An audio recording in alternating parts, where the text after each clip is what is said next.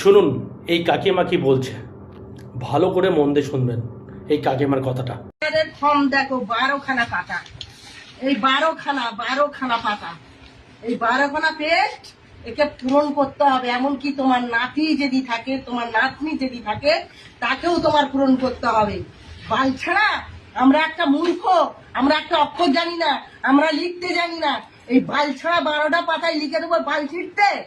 আর এই জন্য পাড়া লক্ষ্মীর ভান্ডার করিনি, একবার ছাড়া 10 বার যেতে হয় বলে লক্ষ্মীর ভান্ডার করে আমি টাকা নিইনি। আর এই 12টা পেস্ট সই করতে হবে, 12টা পেস্ট ফিল আপ করতে হবে, 12টা পাতা। নাতি পুতি যার যেখানে বিষয় আশায় বাড়ি ঘর যা আছে সমস্ত লিখতে হবে এখানে।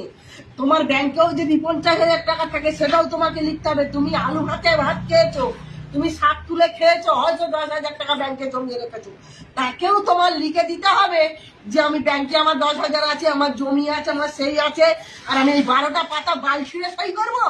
হ্যাঁ, এর গাড়ির ধারে যাবো, ওর গাড়ির ধারে যাবো, ইয়ে বলবে টাকা দাও, ও বলবে টাকা দাও, ইয়ে অফিসার আসবে বলবে টাকা দাও। তোমার কি আছে, তুমি কি ইনকাম করো?